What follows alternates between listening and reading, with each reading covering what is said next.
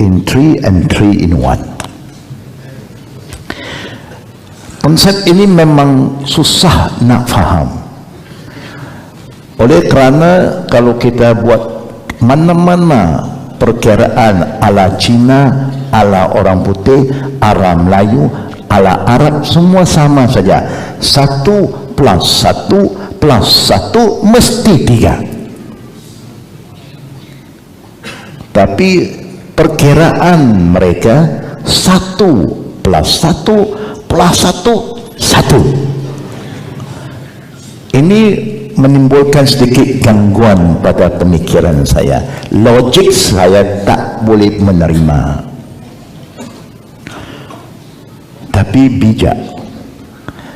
Bila saya tanya patri yang dijaga kami dulu, oh my father, can you enlighten me? Tolong, ya, tolong jelas pada saya kurang faham konsep ini.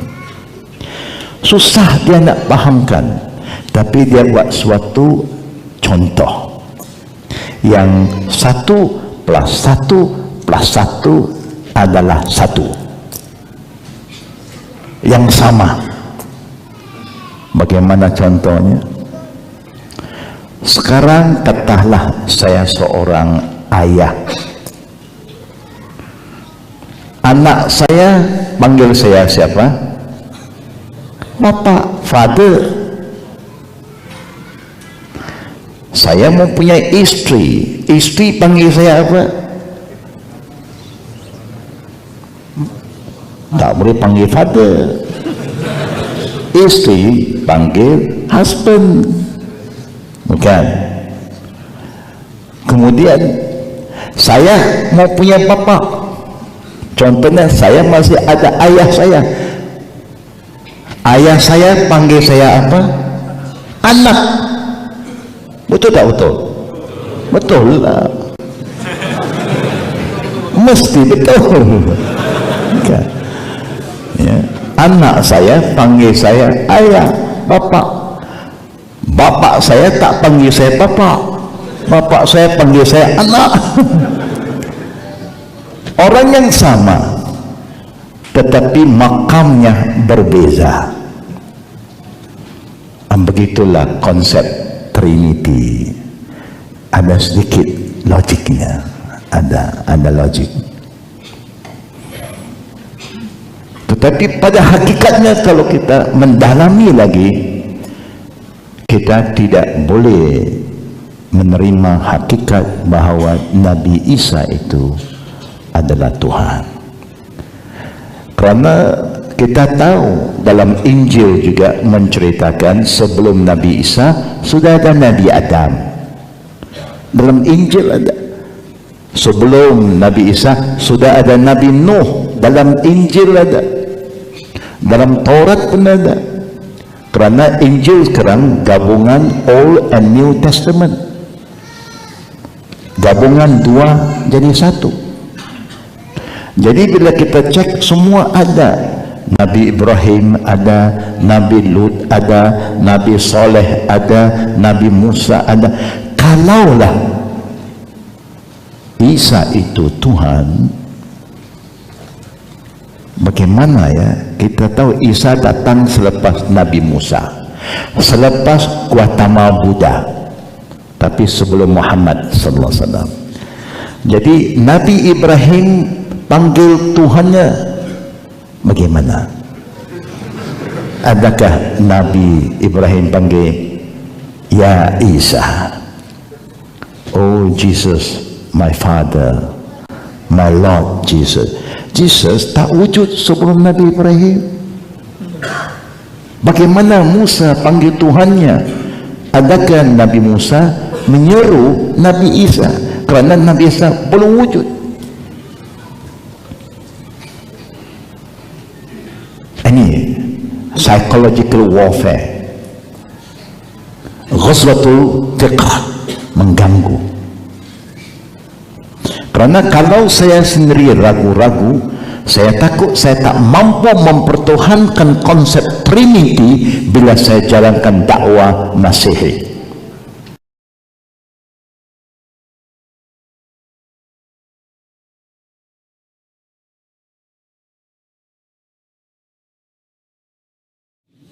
Assalamualaikum warahmatullahi wabarakatuh. Waalaikumsalam warahmatullahi wabarakatuh. Innal hamdalillah wa nasta'inuhu wa nastaghfiruh wa na'udzu billahi min shururi anfusina wa min sayyiati a'malina. Man yahdihillah fala mudilla lah wa man yudlilhu fala hadiyalah. Asyhadu an la ilaha illallah wahdahu la syarika lah wa asyhadu anna Muhammadan abduhu wa rasuluh la nabiyya ba'dah fa inna asdaqal hadits kitabullah wa khairal hadi hadi Muhammad sallallahu alaihi wasallam wa syarrul umuri muhdatsatuha fa inna kulla muhdatsatin bid'ah wa kulla bid'atin dhalalah wa kulla dhalalatin finnar.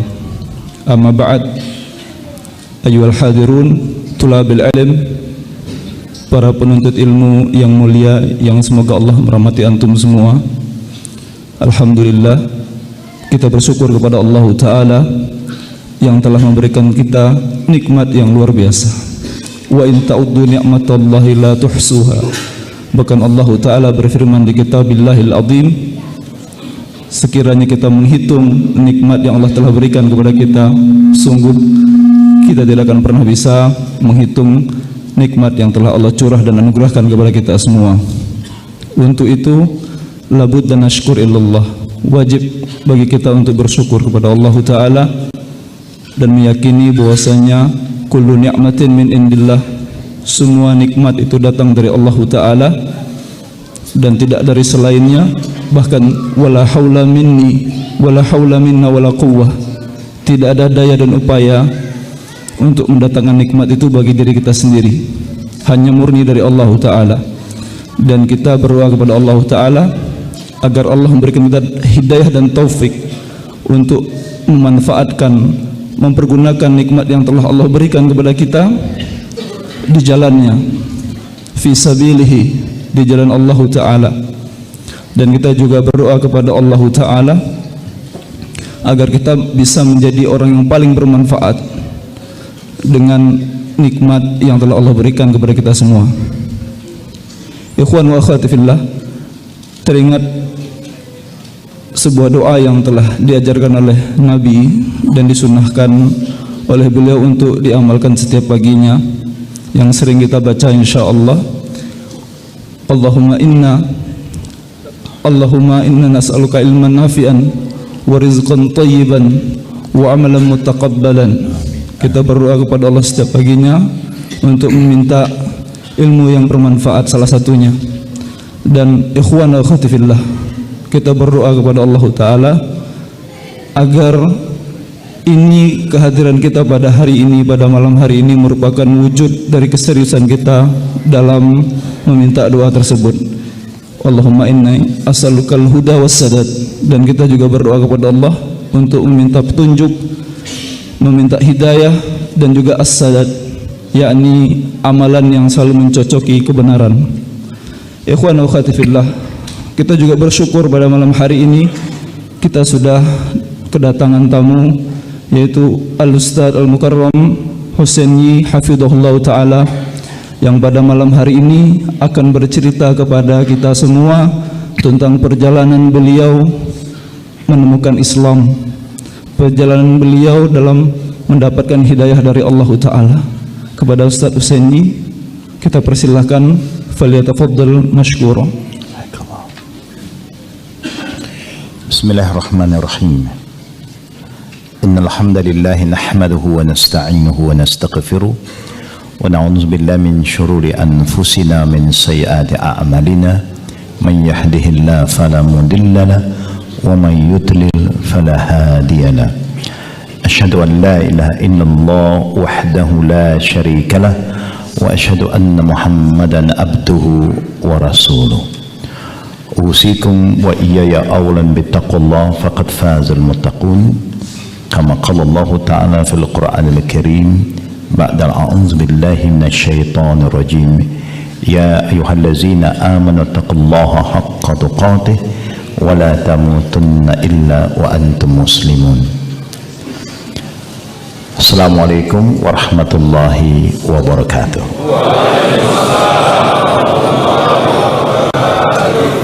Alhamdulillah, segala puji adalah milik Allah yang telah menghidupkan kita sebagai sebaik-baik makhluk, kemudian pula dipilih sebagai sebaik-baik umat. Sebagaimana Allah berfirman, walaqad karramna bani Adam wa hamalnahum fil barri wal bahri wa razaqnahum minat thayyibat wa faddalnahum ala katsirin mimman khalaqna tafdila. Yang bermaksud Allah telah memuliakan keturunan Adam, yaitu manusia, dengan menyediakan bagi mereka macam-macam kemudahan di atas daratan dan atas lautan, supaya insan ini bisa bergerak dari satu tempat ke satu tempat yang lain, melihat kejadian Allah, keindahan Allah. Dan dia juga telah menyediakan macam-macam jenis rezeki yang baik untuk makhluk yang baik, yaitu manusia. Dan dia telah menjadikan begitu banyak makhluk, jinnya, malaikatnya, langit, buminya, dan juga bulan, bintang, dan macam-macam lagi. Tetapi Allah memberitahu pada kita makhluk manusia adalah sebaik-baik makhluk. Kemudian Allah ingatkan kita, kuntum khaira ummah ukhrijat linnasi ta'muruna bil ma'ruf wa tanhauna 'anil munkar wa tu'minuna billah. Selepas kita dibandingkan dengan makhluk yang lain, kita adalah insan, makhluk yang terbaik. Kemudian Allah pula mengatakan, berfirman, di antara begitu banyak umat sejak zaman Nabi Nuh alaihi salam sampai Nabi Allah Ibrahim, sampai pada nabi-nabi yang lain, Musa, Isa, ke semua umat nabi-nabi sebelum kita tidak mendapat title penghormatan yang Allah beri kepada umat Muhammad sallallahu alaihi wasallam, yaitu title khaira ummah, the best umat. Yang saya hormati saudara pengurus majlis dan juga para semua pimpinan-pimpinan di Radio Hang, dan juga para asatiza dan para talib ilmu, yaitu jemaah muslimin dan muslimat rahimakumullah. Dan kita berkeyakinan malam ini ramai juga teman-teman dari Singapura, ramai juga yang sedang mengikut program dari Malaysia.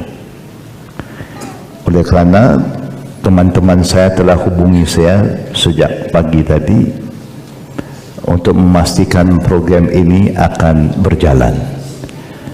Jadi mereka juga sedang mengikut program kita bersama, insya-Allah. Jemaah muslimin dan muslimat, tajuk yang telah saya setuju ya untuk dikongsikan, untuk di-share dengan masyarakat umat Islam di Batam, ialah tentang apa yang Allah takdirkan ke atas diri saya. Sebagai manusia yang dilahirkan oleh keluarga yang belum muslim, keluarga orang Cina, ayah saya orang Cina, 100% Chinese, ibu saya juga 100% Chinese. Jadi 100 + 100 saya 200% Chinese. Ya. artinya tidak ada kacukan, ya, pure Chinese. Sejak daripada kecil saya adalah seorang yang suka pada perkara-perkara spiritual. Itu kebetulan minat saya,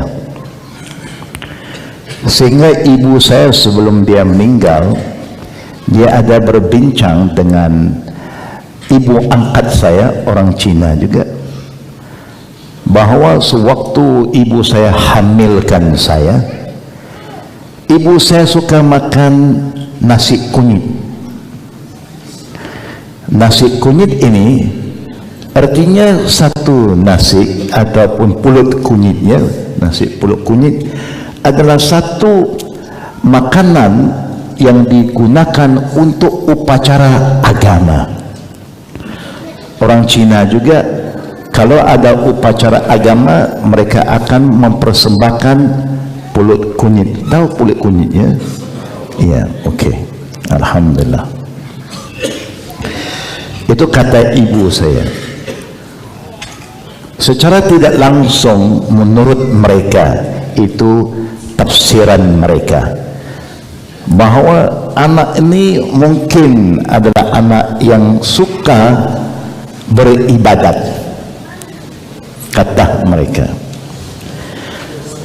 Tetapi oleh kerana ibu dan ayah kita bukan Muslim, sesuai dengan sabda Nabi, kullu maulid yulad ala fitrah fa abawahu yuhawidanihi aw yunassiranihi aw yumajjisanihi. Rasulullah SAW bersabda bahwa semua bayi dilahirkan dalam fitrah, artinya Muslim. Tidak ada yang lahir kufur, semua Muslim. Tetapi kalau takdirnya keluarga mereka, orang tua mereka Yahud atau Nasara atau Majus atau yang lain-lain, maka biasanya sunnah Allah itu anak akan mengikut orang tuanya. Begitu juga berlaku pada diri saya, karena orang tua saya orang yang Buddhis, Taois, Konfusi, ini gabungan. Orang Cina dia suka gabung, ya. Itu perkara normal, ya, normal bagi mereka. Sebab itu kalau kita pergi the Chinese temple, kita akan lihat ada juga satu section Buddhis, ya.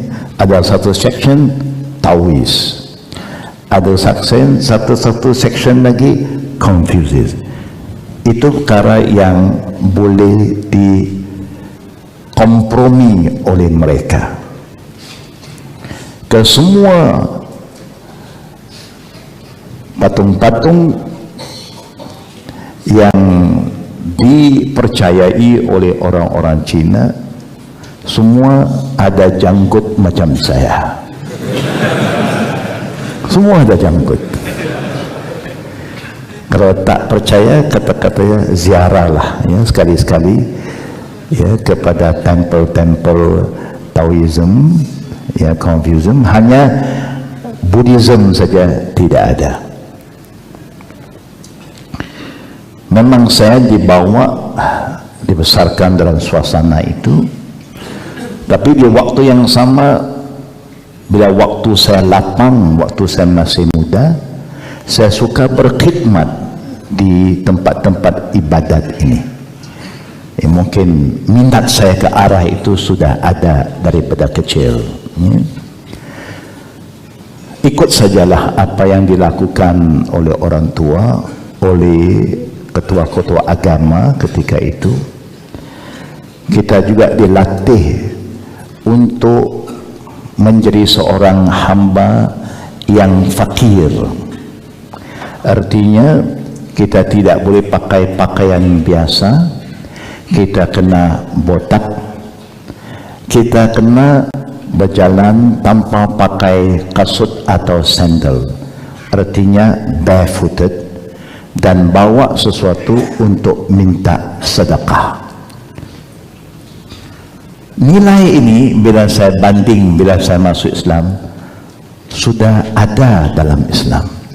Wala tamshi fil ardi maraha. Jangan jalan atas bumi Allah dalam keadaan sombong dan bongkak. Jadi mereka ada tarbiyah dia. Tarbiyahnya melatih kita mengawal nafsul ammara bisu. Oleh kerana terlalu banyak pantang larang yang datang daripada ajaran Buddhism, menyebabkan tidak sesuai dengan fitrah saya ketika itu. Ikut juga, tetapi di waktu yang sama kita rasa perlu kita cari sesuatu yang lebih rasional. Kerana banyak yang tidak boleh dalam Buddhism. Kalau ikut Buddhism yang betul, dia tidak boleh makan sebarang makanan yang berdarah. Artinya tak boleh makan ayam, lembu, kambing, ikan semua pun tak boleh makan. Artinya tidak dibenarkan kita membunuh, no killing. Mau makan sayur pun bukan sebarang sayur halal. Vegetarian yang betul-betul, bukan semua sayuran dihalalkan. Sayur yang halal ialah sayur yang kita tidak membunuh pohon itu. Kerana membunuh haram. Seperti sayur tauge kita sini panggil, ya, bean sprout, ya. Tauge biasanya orang cabut daripada akar. Bila you cabut dari akar, haram kerana kau telah bunuh, ya, sayur itu. Kalau mau juga makan, bisa ambil gunting di atas saja. Jangan cabut sampai akarnya, kerana apa jenis pembunuhan adalah salah menurut falsafah, ya, Buddhism ketika itu. Lama-lama kita pun rasa agak susah, ya. Bila susah, umumnya bangsa saya, mana-mana agama kalau menyusahkan dia hijrah. Dia mesti hijrah, cepat dan lambat dia hijrah. Saya pun buatlah satu penghijraan mengikut agama kakak saya yang perempuan, ya. Sini kakak lelaki kan, Indonesia kakak kata lelaki, ya, perempuan juga sekarang, ya. Dulu saya sebut kakak, dia kata laki-laki, ya. Kakak saya orang yang aktif dalam agama Nasara. Saya juga ingin mencuba hijrahlah ke situ. Waktu di situ nampak dia mudah. Ini serba mudah. Kerana semua hampir boleh. Dalam yang pertama, semua hampir tak boleh. Arak tidak boleh, tipu tidak boleh, semua tak boleh, bunuh tak boleh, perempuan tak boleh, judi tak boleh, memang semua tak boleh. Parti-partinya tidak ada, tak ada. Kira ini macam sufi lah, yang betul-betul sufi punya. Tahlau selalu, pakai ihram selalu, ya. Tapi bila kita hijrah ke Nasara, nampak mudah. Kerana kepercayaannya mudah. Kalau kita percaya kepada Nabi Isa sebagai Tuhan, He become our Savior. Dia jadi penyelamat kita, apa dosa pun no problem. No problem. Jadi mudahlah. Apa apa saja boleh kita buat. Orang muda sesuai, sangat sesuai. Tetapi selepas saya berapa tahun di dalam agama Nasara, saya rasa macam betul apa yang dibawa oleh Isa. Sepatutnya agama itu mudah, kalau susah bukan agama. Dan bila saya rasa itu yang betul, saya pun buat suatu perjanjian dalam diri saya mesti bawa agama salib ini kepada kawan-kawan saya yang belum menjadi Nasara lagi.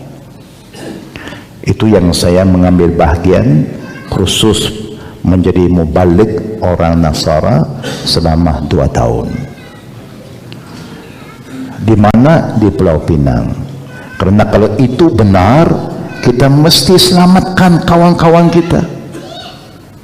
Tidak boleh kita selamatkan diri saja, mesti selamat orang lain juga. Ketika saya sedang mempersiapkan diri saya untuk menjalankan dakwah Masehi, Allah Maha Berkuasa, kerana saya selalu minta pada Tuhan satu saja sampai hari ini, wahai Tuhan, tunjuklah saya jalan yang betul. Saya nak mencari Engkau, saya nak mendekati Engkau. Engkau saja boleh pimpin saya, Engkau saja boleh beri petunjuk. Itu keyakinan saya. Kerana waktu itu saya yakin dia, saya seruh nama dia.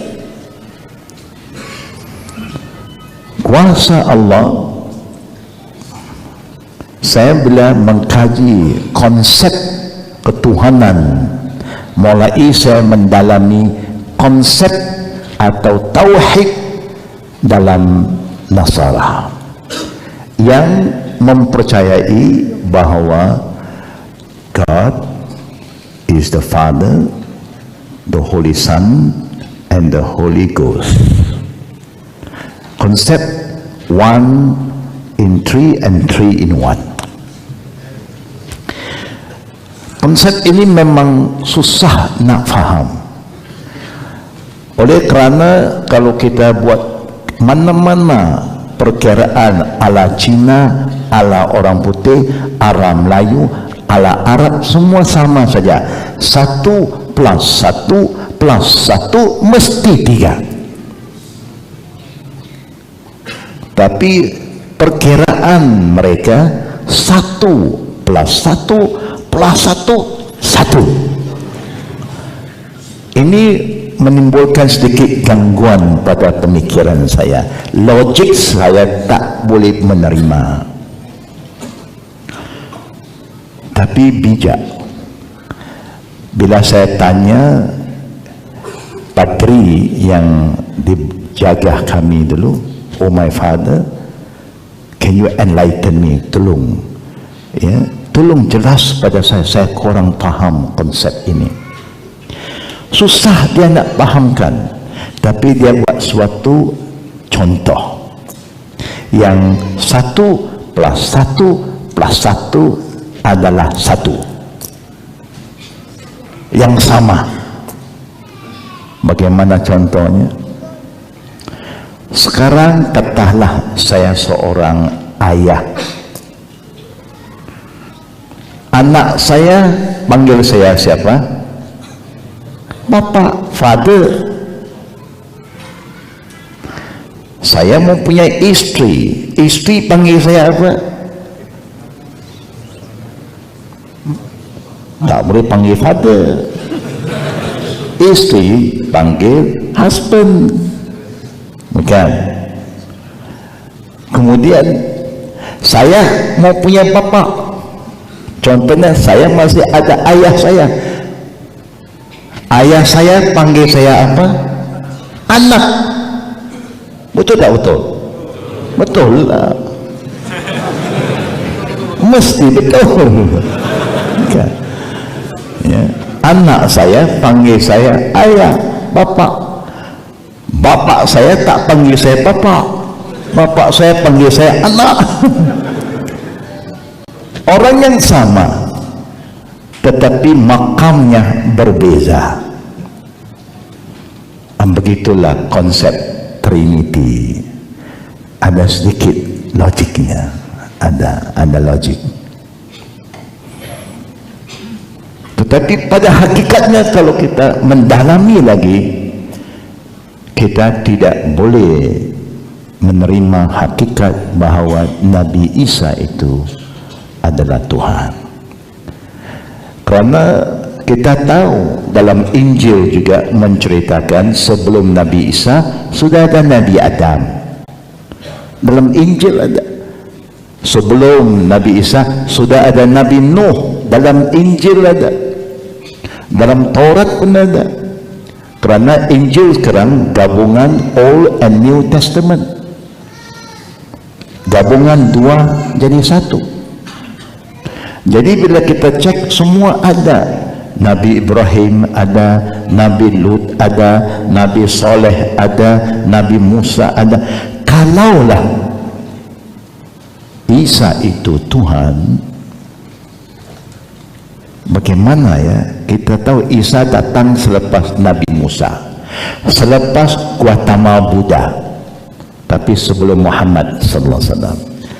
Jadi Nabi Ibrahim panggil Tuhannya bagaimana? Adakah Nabi Ibrahim panggil Ya Isa, oh Jesus, my Father, my Lord Jesus? Jesus tak wujud sebelum Nabi Ibrahim. Bagaimana Musa panggil Tuhannya? Adakah Nabi Musa menyeru Nabi Isa? Kerana Nabi Isa belum wujud.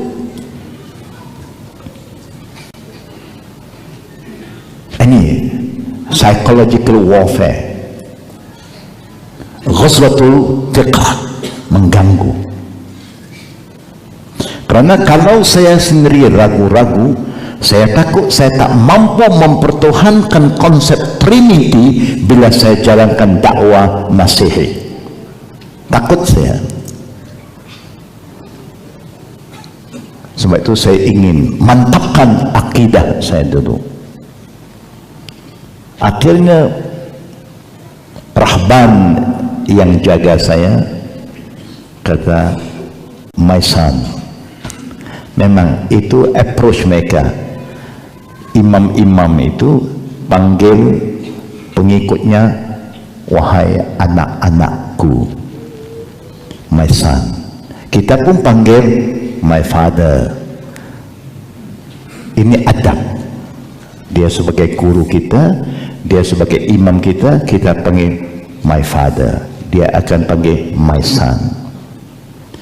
Let the Holy Spirit come and explain to you.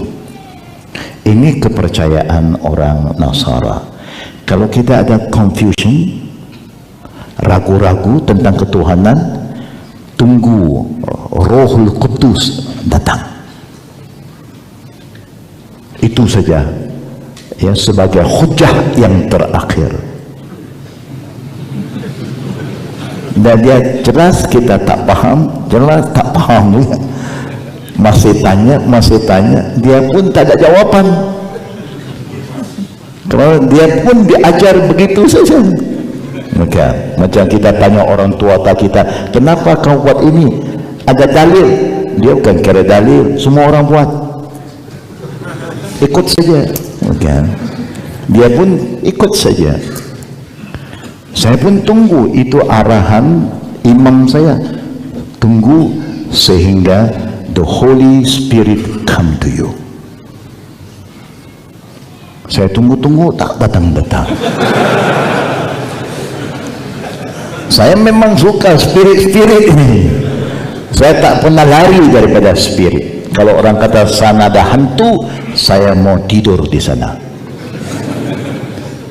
Sampai hari ini kalau saya mau masuk rumah yang baru atau rumah lama, kemudian kita nak masuk, sebelum keluarga masuk, saya masuk dulu. Duduk 3 hari, 4 hari duduk sana, solat sana, azan situ, kadang-kadang saya tidur. Kerana rasa jugalah ya. Kan memang dia pun makhluk juga. Dia dijadikan oleh Allah sebelum kita. Jin-jin ini Allah jadikan sebelum kita, malaikat Allah jadikan sebelum kita. Jadi kalau dia tak ganggu kita, no problem lah. Dia pun nak duduk situ. Kita tak boleh halau dia. Kerana apa? Kerana kita pun ada jin. Kita pun tiap-tiap orang ada satu jin, ada karin kita. Betul tidak? Ya, semua orang ada jin. Kita pun ada kiraman katibin, ada malaikat juga. Kerana spiritual ini tak boleh dipisahkan, dia mesti bersama dengan kita. Jadi saya kalau spirit-spirit ini no, tetapi tidak datang spirit. Ketika itu saya sedang nak mengkaji apa itu Islam. Ramai juga teman-teman saya orang Islam keturunan Melayu, kalau Malaysia Islam Melayu, tapi belum pernah satu teman saya yang beragama Islam pernah mengajak saya kepada Islam. Dia mengajak saya makan, ada main-main dengan dia, ada, tetapi tak pernah ajak saya tentang Islam. Inilah hakikatnya. Saya yakin sama juga di sini ya, kita pun Muslim semua, sudah 40 tahun, 50 tahun. Teman-teman saya kita ramai yang belum Muslim. Pernah tidak kita ajak dia pada Islam? Ajak makan boleh, ajak Singapura naik ferry boleh ya, ajak bual-bual boleh. Tapi agama nafsi-nafsi, sama juga di negara Malaysia. Peluang untuk saya bertanya tidak ada, karena mereka tak pernah cerita Islam pada saya. Saya sendiri ingin mengenal Islam, mau baca Quran. Kata mereka tak boleh.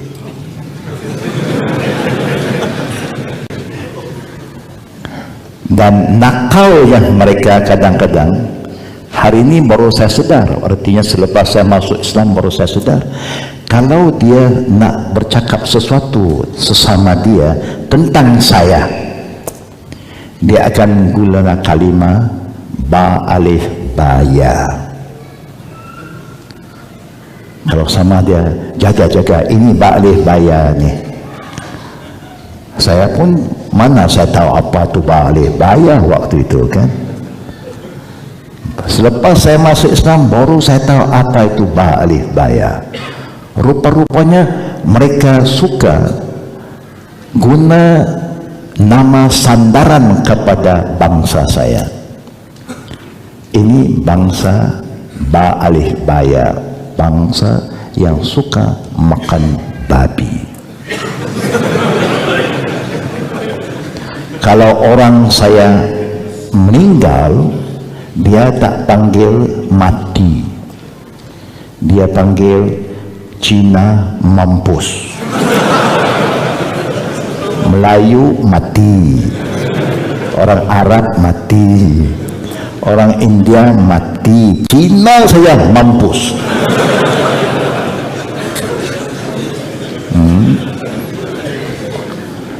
Kalau tanah perkuburan Cina, dia tak sebut pula perkuburan. Kubur orang Kristian, kubur India, kubur orang putih. Sampai saya punya kaum ini jerat. Pernah dengar? Tak dengar? Alhamdulillah. Dia tak sebut kubur Cina, jerat Cina. Jerat Cina. Berarti Cina ni tak betul lah.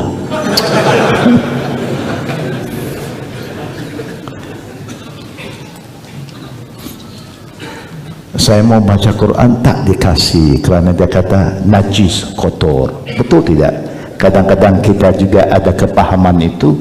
Ini kitab Quran, kitab suci. Kita orang Islam mau pegang pun kena ada wudu. Apalagi orang tak Islam. Kita pun tak ada peluang nak baca Quran. Hanya kuasa Allah, saya tidak putus asa. Saya baca kitab sejarah Sayyidina Umar ibn Khattab radhiyallahu anhu. Sejarah Sayyidina Umar menjadi satu sebab dengan izin Allah saya memeluk Islam. Melihat kepada dia seorang anti-Islam, anti-Nabi, sudah ambil tekad nak bunuh Nabi, takdir Allah dengan surah Taha dia memeluk Islam.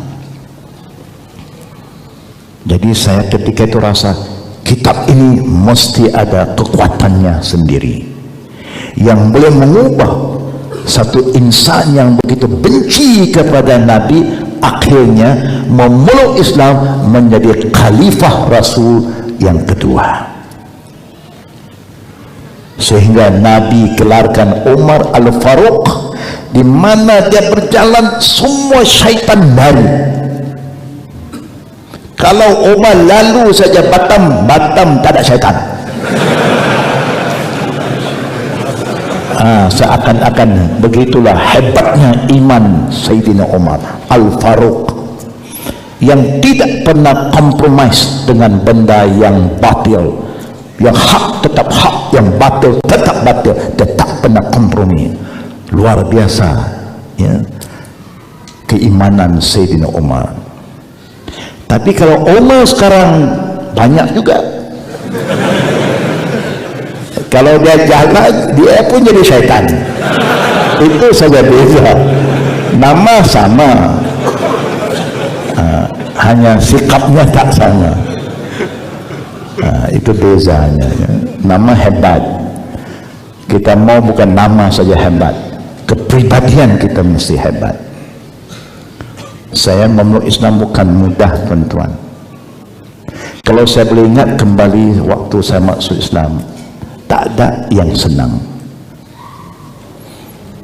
Pertama, orang Muslim tidak buka pintu mereka untuk menerima saya. Kedua, saya mau daftar pengislaman saya pun susah. Akhirnya saya ambil kesimpulan, saya duduk di masjid 4 tahun. Hampir boleh kata seluruh masjid di Pulau Pinang, di Bandar, semua masjid yang saya pernah tidur.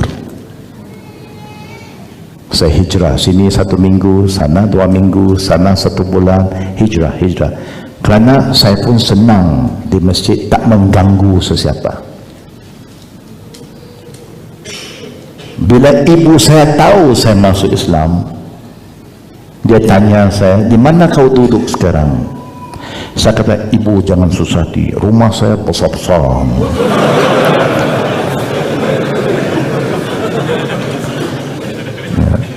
Kita tak mau juga cerita kesusahan kita kepada mereka. Nanti mereka kata, apa gunanya, apa untungnya kau memeluk agama ini? Rumah bukan tidak ada, bilik ada, katil ada, balik saya. Nah, biar saya mengadap. Saya sudah biasa, no problem. Dalam saya duduk masjid, saya orang yang suka jaga masjid. Karena saya jaga juga ya, tokong-tokong dulu, gereja pun saya suka jaga tempat ibadat.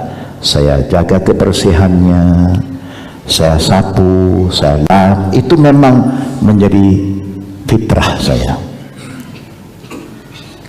Tapi orang masjid tak senang dengan saya, kerana waktu itu masjid-masjid di negara saya dan juga di kampung-kampung ini penuh dengan tin susu, tahu tin susu ya. Kenapa ada tin susu? Karena banyak orang berasap di dalam masjid, banyak nyamuk masjid. Bila banyak nyamuk, banyak asap. Banyak orang merokok dalam masjid. Saya dulu sebelum Islam merokok juga. Masuk Islam saya sudah hijrah, no more smoking. Tapi orang ramai smoking. Saya bersih, dia smoke, saya bersih, dia smoke. Jadi sekali-sekali adalah saya berkata-kata, daripada bawa rokok dalam masjid, lebih baik bawa gaharu.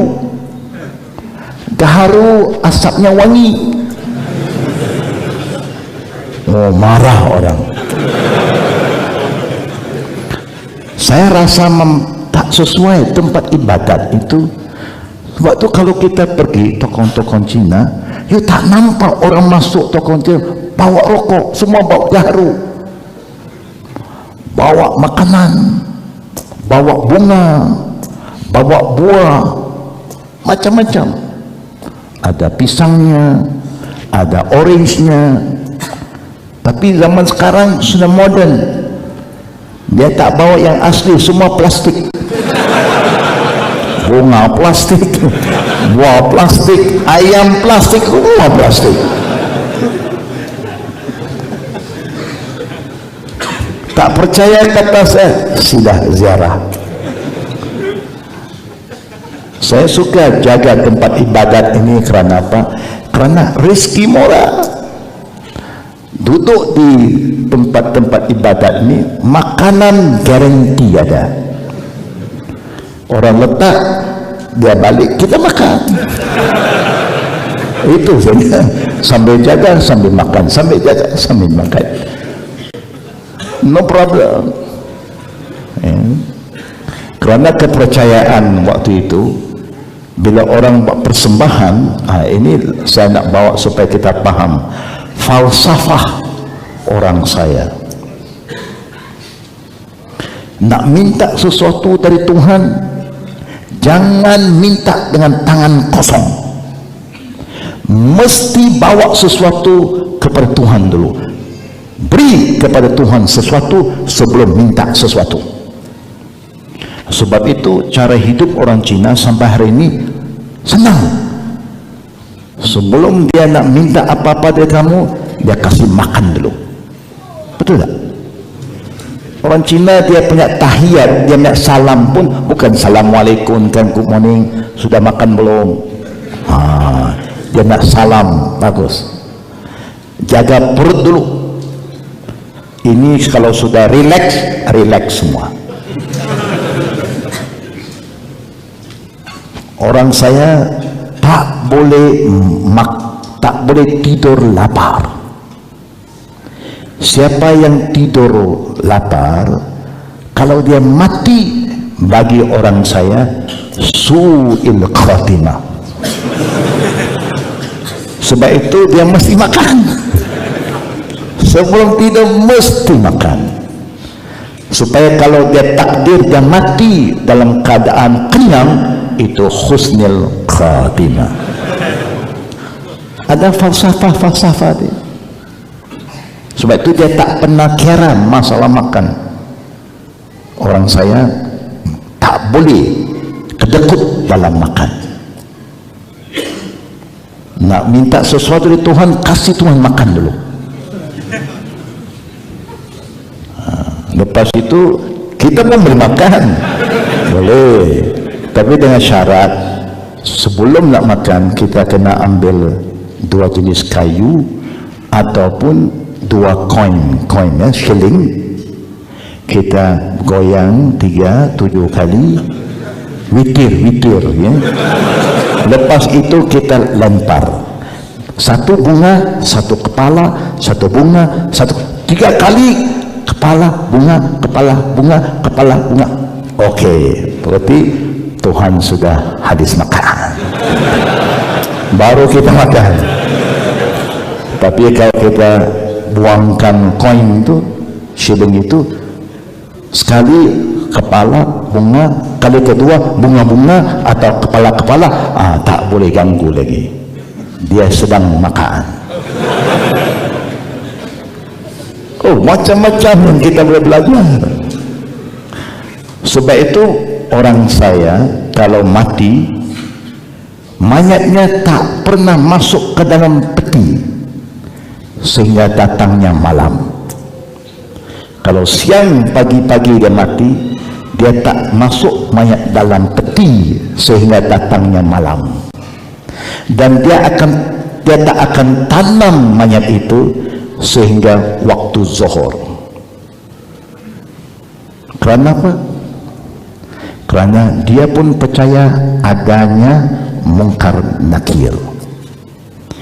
Dia percaya ada malaikat maut. Hanya dia percaya malaikat semua makan. Jadi kalau nak masukkan mayat ke dalam peti, masuk waktu malam, waktu malaikat sedang makan dinner. Cepat-cepat masuk. Nanti habis malaikat makan, siapa masuk dulu ya? Biarlah bypass. Dia nak tanam selalu tengah hari. Kenapa? Dia kata waktu itu lunch time, makan siang. Supaya bila dah habis-habis, mungkin malaikat tanya, siapa masuk dulu? Bypass lagi. Semua ada kira-kiranya. Itu mengikut kepercayaan mereka. Dia percaya ada akhirat, dia percaya ada azab.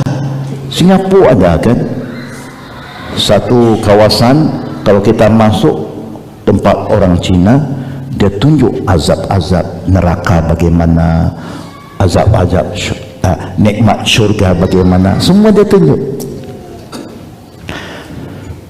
Balik kepada Kristianiti itu, bila saya masuk Islam tak mudah ya. Kerana ketika itu orang Islam belum terbuka lagi. Dia anggap orang kalau masuk Islam ketika itu semua ada kepentingan. Saya pun tak tahu apa kepentingannya. Saya nak daftar nama pengislaman saya di majlis kata tak boleh kerana saya bawa umur 21 tahun. Kerana kalau daftar dia kena bagi duit. Saya pun tak tahu ada duit. Saya mau daftar saja, tak dikasih. Sehingga saya kena bawa ibu saya. Tapi sebelum saya nak bawa ibu, saya nak senangkan pengislaman saya secara berdaftar. Bila orang tanya saya, bapak ada? Bapak sudah mati. Betul, bapak saya mati sebelum saya masuk Islam. Saya masuk Islam 68, dia mati 62. Dia tanya, ibu pun mati, ibu ada lagi. Siapa jaga? Kakak saya. Suruh kakak datang, bawa surat mati bapak, surat mati ibu. Oh, susah juga. Saya mau senangkan pendaftaran, susah juga. Tapi terpaksalah bawa ibu. Kenapa? Kerana saya nak daftar pengislaman saya, dapat sijil resmi, saya boleh tukar pasport saya kerana saya mau ke Madinah. Saya sudah dapat, kawan saya ajak saya ke Madinah untuk mendapat pasport. Ada agama Islam, nama Islam, saya kena ada pendaftaran resmi. Saya bawa ibu saya. Pegawai yang bertugas kata, bagaimana saya boleh percaya cakap engkau? Dulu saya tanya, ada bapak kata mati, ada mak kata mati, sekarang bawa satu perempuan kata itu emak engkau. Orang Cina pantang cakap mati.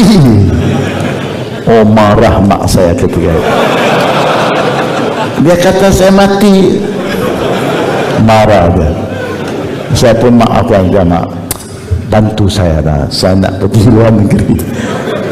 Kalau tidak susah. mak tak payah belanja. Waktu itu saya naik kapal, itu kapal yang terakhir pergi Mekah daripada Malaysia. 2 minggu perjalanan. Itu sejarah saya ke Timur Tengah. Ala kulli hal, memanglah pengalaman saya dalam Islam peringkat awal tak senang. Sebab itu bila ada kawan-kawan saya sekarang masuk Islam, dia kata susah, saya dengar cerita mereka 5 minit, saya kata apalah susah kamu, tak susah pun. Kerana sekarang banyak pertubuhan jaga saudara baru, banyak kemudahan telah diberi oleh majlis agama, macam-macam telah berubah sekarang. Waktu saya tak ada lagi. 60-an orang tak kisah siapa masuk Islam, menyusahkan orang Islam saya, dia kata. Memang bukan senang. Sampai saya pernah dihalau dari masjid. Saya jaga kebersihan masjid, orang masjid halau saya keluar. Saya letakkan kain baju saya dalam beg kawasan masjid, dibuangnya di luar. Marah juga, saya pun marah. Saya mudah kan, orang mudah marah. Saya sudah mau gaduh sama orang masjid. Hanya kawan saya baik, jangan. Kalau you gaduh, confirm you jahat. Sebelum you gaduh, dia ada kata you jahat, you gaduh, confirm jahat. Saya pun sabar, alhamdulillah. Sebab itu saya tak pernah cerita pada keluarga saya kesusahan ini. Takut dia akan menghina agama ini. Kalau mereka tanya bagaimana, okey, duduk bagaimana, rumah besar, dia tak tahu. Kalau dia tahu masjid katil pun tidak ada, tilam pun tidak ada, atas tikar saja. Tapi alhamdulillah, mereka nak halau saya keluar, saya tak nak keluar. Saya kata ini rumah Allah, bukan rumah Tuan. Tuan ada rumah, saya tak ada rumah, ini rumah saya. Mereka lapor pada polisi, polisi datang kerana ada je orang muda, kawan-kawan saya tidur masjid juga. Polis datang tengah malam, mana rumah? Kawan saya orang Islam, rumahnya tepi-tepi masjid. Sana, balik. Dia gerak saya, mana rumah? Saya saudara baru, ini rumah saya. You tidur sini. Alhamdulillah. Kadang-kadang Allah Maha Kuasa, ada orang tak suka, ada juga orang yang suka. Alhamdulillah. Memanglah pengalaman saya. Kuasa Allah, alhamdulillah, tidak lama saya belajar ke Madinah, 6 tahun di situ. Waktu itu Rais Jami'ah Syekh bin Baz, dia sebagai orang panggil apa, rektor Jamiatul Islamiyah. 6 tahun di situ. Lepas itu saya pergi ke Syria, negara yang sedang berperang sekarang. Saya belajar sana 2 tahun. Lepas itu saya pergi kerja dekat Perancis, membantu lajiin min Cambodia, pelarian Islam dari Cambodia yang hijrah ke Perancis. Saya bertugas itu 1 tahun. Pulang saya ke tanah air, bertugas dengan Pertubuhan Kebajikan Islam Perkim. Waktu itulah saya juga diamanahkan untuk adakan daurah Islamiyah, khusus perkadiran dakwah di negara Muslim Minority Southeast Asia Pacific dari tahun 80-an. 84 saya dipinjamkan ke Hong Kong untuk jadi pengarah Islam di Pusat Islam Hong Kong. 1 tahun saya pulang. 92 saya berhenti daripada Perkim dan saya aktif dalam pertubuhan yang telah saya asaskan, Jamiatul Al-Qadim, yang tugasnya memberi khidmat kepada manusia, tak kira apa agamanya, apa bangsanya. Melalui khidmat inilah kita jalankan dakwah Islamiyah yang menyebabkan sejak tahun 80-an sampai sekarang tidak kurang dari 5.000 orang yang telah kita Islamkan. Ya. Bukan dalam negeri saja, sampai juga negara-negara Eropah, Jepun, Australia, Tonga, Fiji, Papua New Guinea. Alhamdulillah. Ya. Nampaknya memang manusia sedang mencari ketuhanan, kebenaran. Kebenaran ada pada kita. Hanya sayangnya kita tidak menjalankan dakwah kepada mereka. Yang ada pada kita semua muslimin dan muslimat ialah kita ada macam taklim, ada islahiyah, ada tazkirah, ada. Kerana istilah dakwah ini telah salah pakai dan guna oleh kita. Erti dakwah sebagaimana Allah berfirman, ud'u ila sabili rabbika bil hikmah wal mau'izatil hasanah wajadilhum billati hiya ahsan ila akhir ayat. Sebagaimana Allah berfirman, wa man ahsanu qawlan mimman da'a ila Allah wa amila salihan wa qala innani minal muslimin. Kalau kita baca ayat-ayat dalam Quran, kuntum khaira umma ukhrijat linnas ta'muruna bil ma'ruf wa tanhauna 'anil munkar wa tu'minuna billah, semua mengandungi perintah dakwah yang bermaksud menyeru orang yang belum Islam pada Islam. Tapi oleh kerana kekeliruan kita, macam malam ni saya tidak bercakap dengan orang yang belum Muslim, saya bercakap dengan semua orang Islam. Ini bukan nama dakwah, ini dinamakan imma yukata ad-dinu nasihat, sebagai nasihat, ataupun wa zakir fa inna zikra tanfa'al mu'minin, sebagai peringatan. Kita umat ijabah, kita bukan umat luar Islam, umat yang sudah menerima Islam. Kalau umat yang sudah terima Islam, ada orang datang mengajar kita tentang Islam, bukan dia ajak kita masuk Islam, dia hanya mengingatkan kita tanggungjawab kita sebagai seorang Islam. Sesama umat kita kata islahiyah, innamal mu'minuna ikhwah fa aslihu baina akhawaikum. Mengguna kalimat dakwah bila kita bercakap dengan orang Muslim adalah suatu kekeliruan, menyebabkan dakwah kita mati kerana kita salah terjemahkan maksud dakwah. Dakwah yang sebenar mengambil ajak orang yang luar Islam masuk, itu namakan dakwah. Macam kita nasihat, ingat mengingat, kita memperbaiki keadaan kita, itu saja islahiyah, harakah islahiyah. Harakah islahiyah ataupun kita kata nasihat, ad-dinu nasihat, ataupun kita kata tazkirah atau taklim.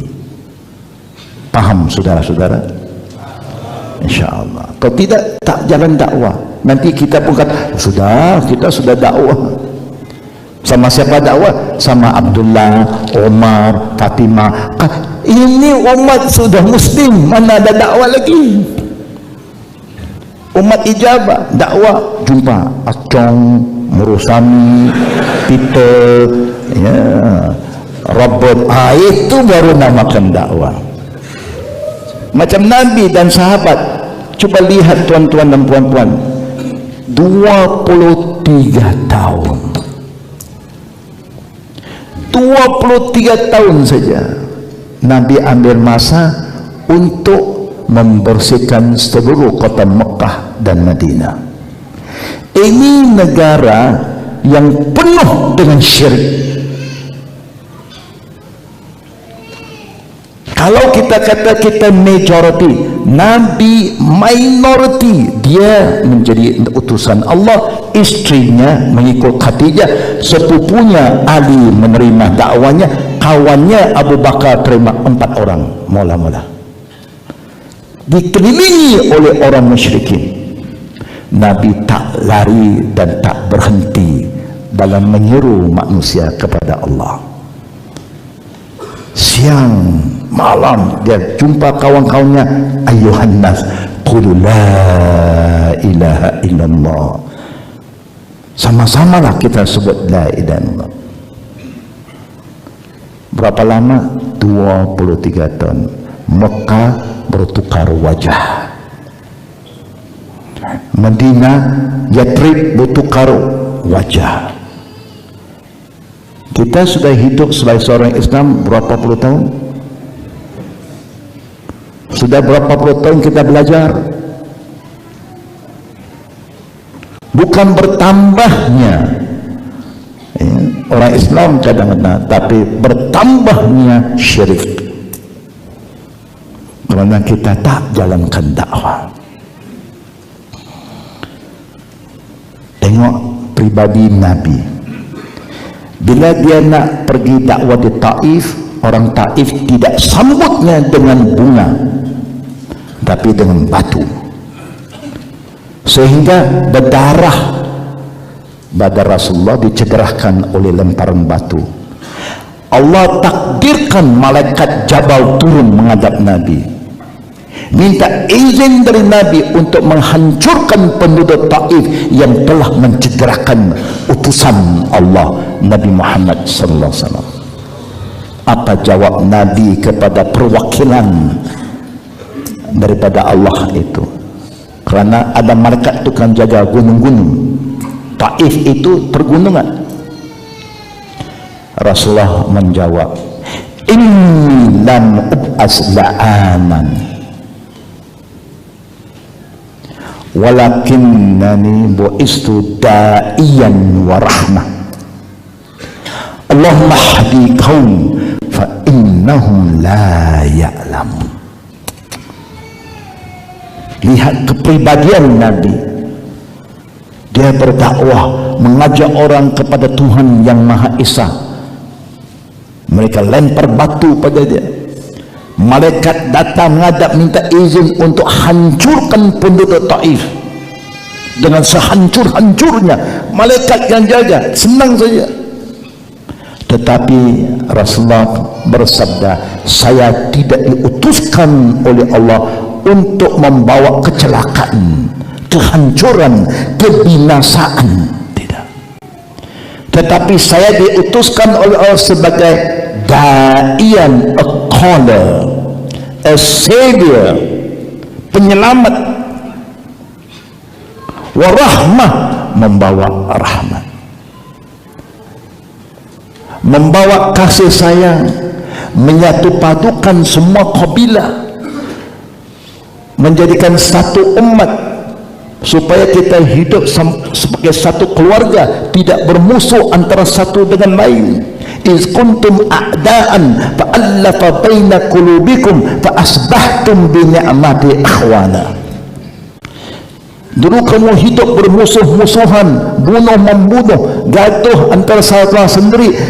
Islam datang menyatukan padukan semua kabilah. Berapa kabilah ada di Mekah waktu itu? 360 kabilah. Kerana ada 360 berhala, sekecil-kecil sampai sebesar-besar. Setiap berhala mewakili satu kabilah. Dia juga masyarakat majmuk. Apa yang kita selalu bagi alasan, oh masyarakat majmuk. Zaman Nabi sudah ada masyarakat majmuk.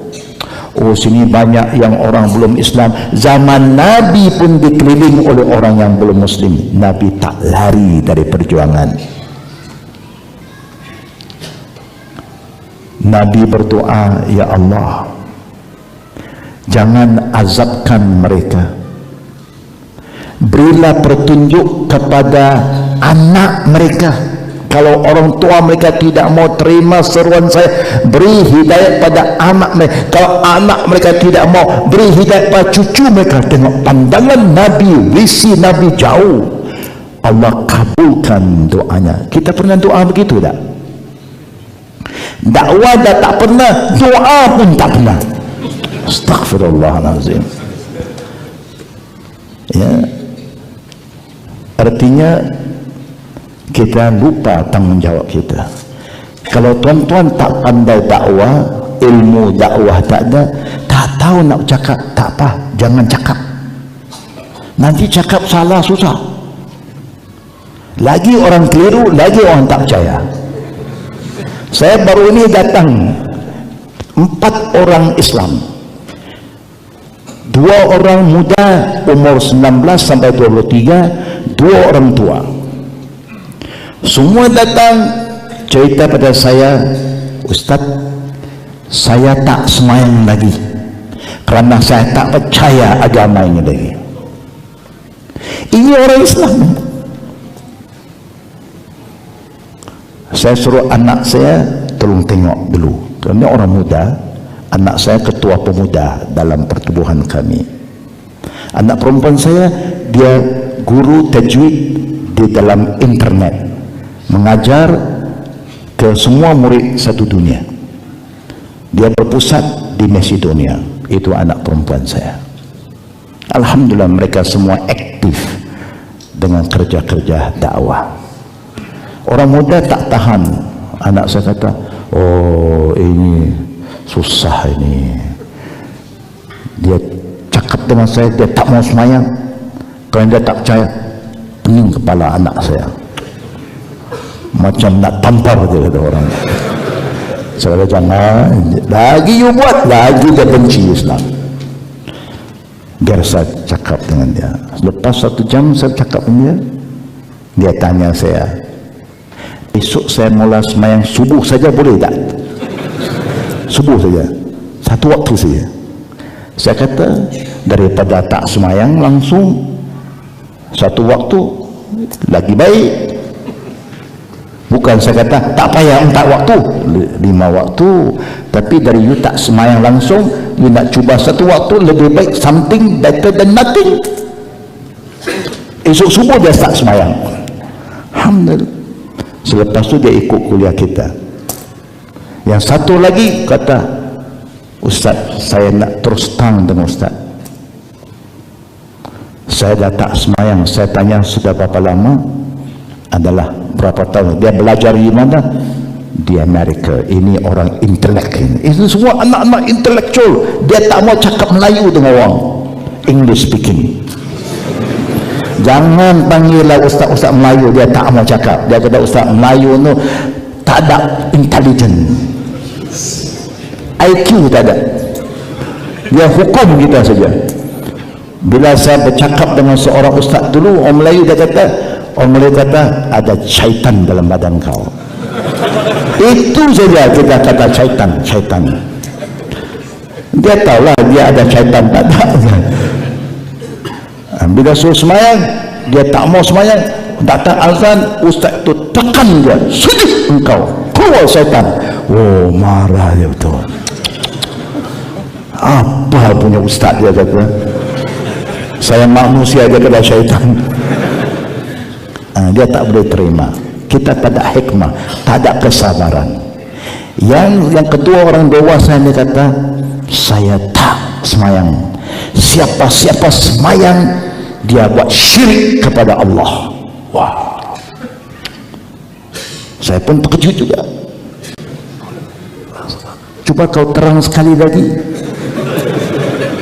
Saya berkepercayaan siapa-siapa yang semayang, dia syirikkan Allah. Saya pun nak faham, ini cakapan orang Islam. Kenapa saudara cakap begitu? Cuba saudara bagi suatu contoh menyebabkan saudara kata orang semayang syirik. Tengok orang Cina, dia semayang tak? Semayang. Dia buat syirik tidak? Syirik. Kenapa dia syirik? Kerana dia sembah patung. Patung dibuat daripada apa? Dibuat dari apa? Batu. Ada buat dari kayu. Kita kata orang Nasara syirik. Kenapa? Dia sembah salib. Kita kata orang India syirik. Kenapa? Dia sembah patung. Apa bezanya orang Islam? Dia sembah Ka'bah. Ka'bah itu batu kan? Oh, wow. Saya kata ada betul lah saudara cakap. Jangan main-main. Ini orang intelek yang sudah cuba memahami Islam cara lain, cara logiknya. Saya kata tidak mustahil ramai orang Islam sembah Ka'bah. Siapa yang sembah Ka'bah memang boleh membawa pada syirik. Waktu itu bukan ada dalam hadis-hadis cerita kalau orang tanya begitu apa nak jawab. Bukan. Kita kena minta, ya Allah bagilah hidayat. Ya Allah bagilah sesuatu jawapan untuk saya jawab soalan orang ini. Allah bagi juga idea, ilham datang. Apa saudara cakap? Saya setuju. Saya kata saya setuju. Takdirnya satu hari kalau Allah izin, musuh-musuh kita masuk ke Mekah bawa helikopter yang canggih, dia angkat Ka'bah. Dengan kekuatannya dia angkat Ka'bah, dia pindah Ka'bah ke Hawaii. Kalau siapa ikut Ka'bah, dia sembah Ka'bah. Syirik. Tapi kita tak akan sembah. Dia angkatlah.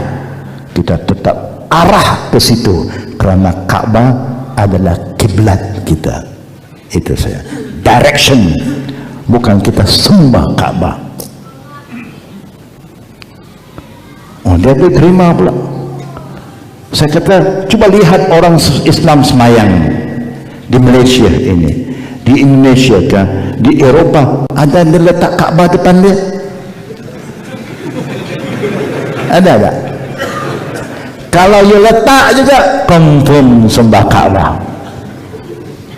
Kita tak letak Ka'bah, kita hanya tengok mana kiblat kita. Tapi orang yang sembah batu itu, kita kata dia sembah batu. Di mana dia pergi, kalau dia pindah rumah, dia pindah juga benda itu. Di mana dia letak, di situ dia arah. Betul tak betul? Betul tak betul? Memang betul. Walaupun saudara semua tak faham, betul.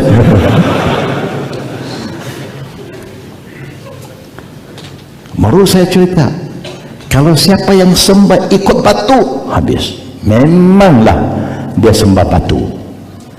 Tapi kita tetap di situ. Itu kiblat kita. Saya bagi contoh saja. Ingat tak dulu, contohnya tuan-tuan, waktu saya tahu jam 9.30 sudah habis ya, 5 minit lagi. Ini kata contoh saja Ka'bah. Ini Hajar Aswad, jurusan ini Hajar Aswad, Rukun Yamani, sini pintu Ka'bah, sini makam Ibrahim. Ingat tak, siapa-siapa yang semayang berdiri sini, berdiri sini, berdiri sana, semayangnya tak sah. Semayang yang sah hanya berdiri di kawasan sini, kawasan yang ada makam Ibrahim. Paham tak? Oh, bahaya ya. Bagaimana ini semua orang pergi Kaabah, sekeliling dia berdiri. Bagaimana ini Ustaz kata tak sah? Memang berdiri sini tak sah, berdiri ini tak sah, berdiri saja sini saja sah. Kerana mula-mula kiblat kita bukan sini. Di mana? Di Masjid Al-Aqsa. Masjid Al-Aqsa ada jurusan sana. Sebab itu Nabi berdiri sini saja. Nabi tak berdiri sini, berdiri. Selepas Nabi hijrah ke Madinah, bila turun ayat suruh tukar kiblat, baru Nabi menghadap. Waktu itulah sampai hari ini boleh berdiri sini, boleh berdiri sini, boleh berdiri sana. Kalau mula-mula tak boleh, sini saja. Kerana arahan itu di situ. Nabi tak mau ketinggalan Kaabah, dia berdiri di belakang sini. Secara tak langsung macam menghadap Kaabah, tapi itu bukan kiblat kita yang pertama. Kiblat yang pertama di Masjid Al-Aqsa. Paham ya? Alhamdulillah. Tak paham pun paham dulu. Lama-lama kita tambah lagi ilmu, insyaAllah. Jadi saudara-saudari yang kami hormati, inilah secara ringkas ya berapa pengalaman saya yang saya ingin berkongsi. Kalau nak cerita tentang riwayat hidup saya saja 2 hari tak habis ya. So saya ambil mana yang saya rasa penting ya. Tentang pribadi saya tak penting sangat, tapi misi perjuangan kita lebih penting ya. Bagaimana kita nak bawa Islam kepada masyarakat yang belum Islam, dan bagaimana kita boleh menyatu-patukan umat Islam kembali. Itu perlu dipikir oleh kita bersama, kerana itu tanggungjawab kita bersama. Wa'tasimu bihablillahi jami'ah wala tafarraqu. Sama-sama berpeganglah teguh kepada hukum-hukum Allah dan jangan kamu berpisah. Perpecahan bukan datang dari Islam, datang dari kita, kelemahan kita, kesalahpahaman kita.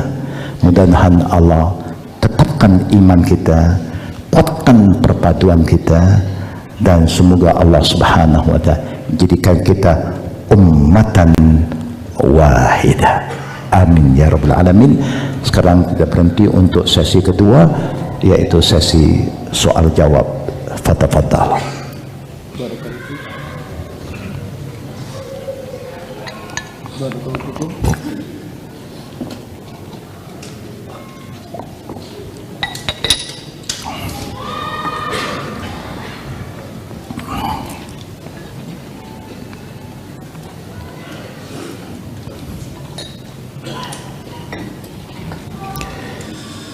Barakallahu fikum. Jazakallah khair Ustaz Husaini yang telah memberikan dan memaparkan cerita yang sangat menginspirasi kita semua. Mudah-mudahan itu bisa menjadi pelajaran yang berharga buat kehidupan beragama kita. Bagi antum yang ingin bertanya, ikhwan wa akhwat fillah, silahkan langsung mendatangkan kertas pertanyaan antum ke meja kami.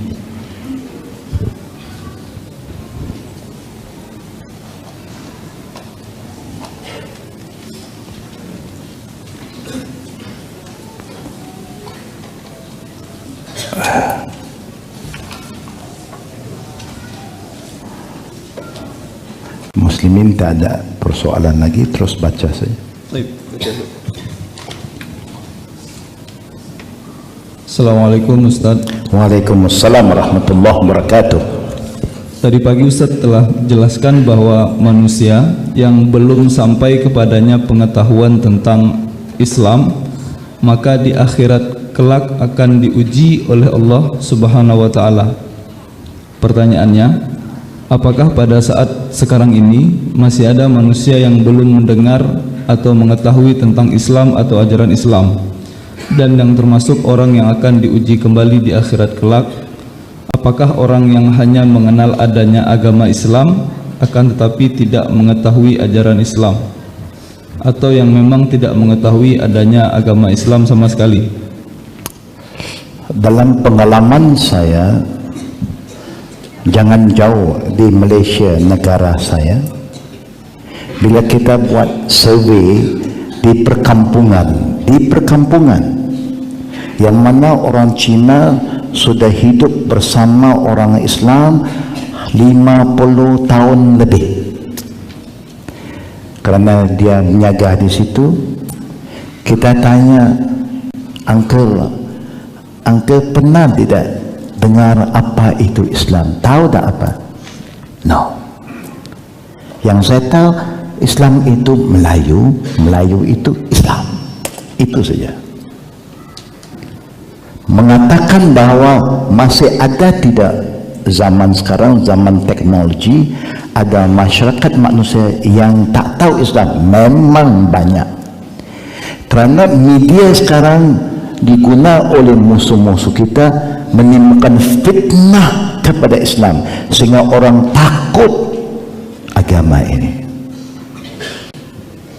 Jadi dakwah Islam yang sebenar, yang dikehendaki oleh Allah dan Nabi-Nya, bukan dengan teknologi sangat, itu boleh diguna, tetapi lebih penting dakwah bilhal, melalui contoh. Waktu kita muamalat dengan orang, jangan tipu, jangan bohong, jangan curi timbang, beramanah, janji kita tunaikan, cakap benar.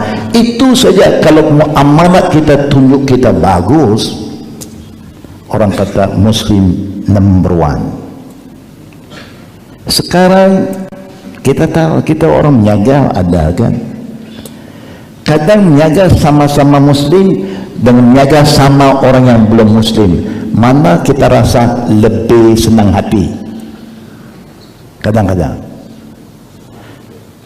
bersama yang belum Muslim lagi senang hati, dia ada nilai. Kalau pergi Jepun, semenjak saya contoh, tak boleh lawan. Orang Jepun bilang sama saya, kalau orang Islam masih gagal menyusun kasutnya, dia tak boleh bawa Islam ke Jepun. Tengok disiplin kasut saja.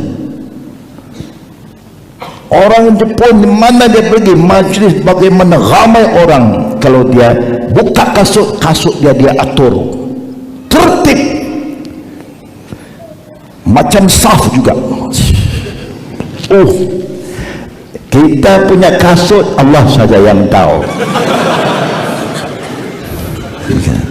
Mau tahu dia ada keluar nanti tengok kasut mana dia kemana, Allahu alam. Ya, nanti orang itu dah tenang ke sini, tenang ke sana. Sana Jepun you tak akan lihat sistem ini. Tiap-tiap orang kalau buka kasut saja atur satu persatu, dan cara dia susun kasut tak boleh depan tempat masuk keluar, kerana tempat itu orang akan pijak. Jangan pijak kasut orang. Kita apa nak buat? Tak pijak tak bisa keluar tu. Sudah dibanjiri dengan kasut. Ini contoh saja. Jadi berdakwah itu wajib, fardu ain, tak boleh dengan lisan, dengan hal. Dakwah bil hal, contoh akhlak itu lebih afdal. Memang banyak lagi yang belum kenal Islam. Saya tahu, saya yang kerja dakwah ini. Lately ini kita buat street dakwah. Di Malaysia kita sudah start, di Eropah sudah start, di depan stesen kereta api, di depan-depan mall kita siapkan kaunter. Siapa saja datang, Islam for you, Islam for you, Islam for you, dan orang terbuka, dia ambil. You want a Quran, one Quran for you. One Quran Indian ada, mau Chinese ada, mau English ada, macam-macam sedang berjalan. Di dunia barat sudah berjalan, dan di Malaysia baru bergerak. Di negara lain wallahu a'lam. Ya. Dan memang Masya Allah, Ramadan yang dulu, yang baru ini, kerana murid kita banyak pergi ke masjid, jumpa tetamu yang datang nak melawat masjid, kita dakwah, bukan pakai baju tutup aurat saja, tidak. Bawa dia masuk bilik, bagi penerangan. Itu yang saya telah buat tahun 84 di Hong Kong. Bila orang nak masuk masjid, ada orang masjid halang, ada orang Islam nak pukul mereka. dia kata ini najis, tak boleh masuk masjid. Akhirnya polis datang. Polis pun bukan Islam juga, dengan kasut-kasut dia tak boleh pukul. Orang yang bukan polis dia mau pukul. Saya kata kenapa begitu? Ini kotor, najis. Kenapa you kata dia najis? Kalau dia masih duduk luar, bagaimana dia boleh hilang najisnya? Bila dia mau masuk masjid itu sudah bagus. Orang Islam masjid pun tak mau masuk kadang-kadang. Ini orang tak Islam mau masuk bagus. Dia nak tahu apa yang kita buat dalam masjid, benda apa yang kita sembah. Kerana ada orang berkata di negara saya, orang asli, dia kata orang India tak makan lembu. Kerana apa? Kerana dia sembah lembu. Kerana lembu tu lambang ibu. Dia kerja kuat untuk kita turun sawah, naik sawah, dia proses susu untuk kita minum. Kalau kita sudah minum susunya, kita sudah anak susuan lembu. Bagaimana boleh makan dia? Macam bunuh ibu kita, ibu susuan. Wah, betul juga. Ada logiknya. Tapi sekarang dia pun sudah langgar. Dia kata, lembu sekarang tak turun sawah lagi. Ini lembu malas duduk jalan tepi jalan. Daripada kita jaga dia, kita sembelih dia. Dia pun sudah hijrah sikitnya. Jadi dia kata, mungkin orang Muslim tak makan ba alif baya kerana dia sembah ba alif baya. Sebab itu ada setengah orang nak masuk masjid tengok apa yang kita sembah. Kita ada mihrab kan, masjid pesawat mihrab. Dia nak tengok ada benda yang tersembunyi tak dalam mihrab itu. Betul. Saya bawa orang masuk masjid. Orang masjid kadang halang. Saya kata, ada problem jumpa saya ya. Kemudian, jangan ganggu saya sekarang. Ini tetamu saya. You ada problem jumpa saya kemudian. Datang lagi bulan Ramadan sudah, orang dari Jerman, dari France, laki, perempuan semua datang masjid. Boleh tengok, tapi dia nak tengok kita semayang. Ramadan kan, kita qiyamul lail, kita ada qiyam tarawih yang kita panggil tarawih, yang Nabi panggil qiyamul lail ya, ataupun qiyam Ramadan. Dia nak ikut, mana boleh ikut dalam masjid? Tak boleh. Murid saya bawa dia ke markas kita. Dia datang, semua pakai pendek lah. Dia memang pakaian dia semua pendek-pendek kan. Jadi dia kata, I want to pray with you. Is that possible?